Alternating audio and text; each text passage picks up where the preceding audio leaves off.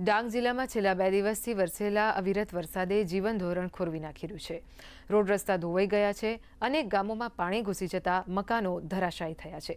ત્યારે જિલ્લાના દંડક અને ધારાસભ્ય વિજય પટેલે બાજ ગામ તેમજ નુકસાન થયેલા ચીકટયા ગામની મુલાકાત લઈ લોકોની સમસ્યાઓ જાણી હતી અને નુકસાન થયેલા ગામોમાં સર્વે હાથ ધરી તંત્ર દ્વારા રાહત અને બચાવ કામગીરી કરવામાં આવે તે માટે કહેવાયું છે।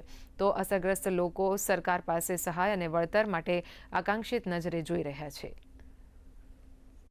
છેલ્લા 2 દિવસથી ડાંગ જિલ્લાની અંદર ખૂબ ભારેથી અતિ ભારે વરસાદ પડવાના કારણે અમારી ડાંગની જે નદીઓ હતી ખાપરી, પૂર્ણા, અંબિકા, હીરા, ધોધડ બધાની અંદર ખૂબ જ વરસાદ આવવાના કારણે પૂરની સ્થિતિ ઉદ્ભવી હતી, જેના કારણે ઘણા બધા ડાંગના એવા ગામો હતા કે જે આ પૂરના કારણે પ્રભાવિત થયા હતા।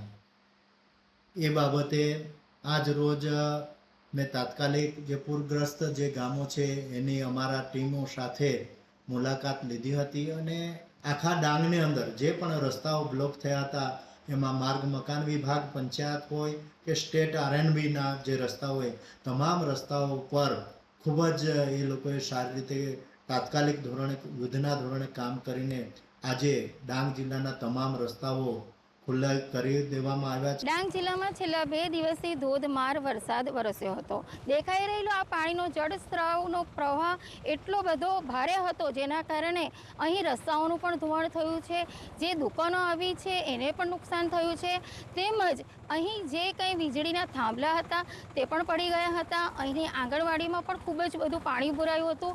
યોગિતા પટેલ, દૂરદર્શન ન્યૂઝ, ડાંગથી।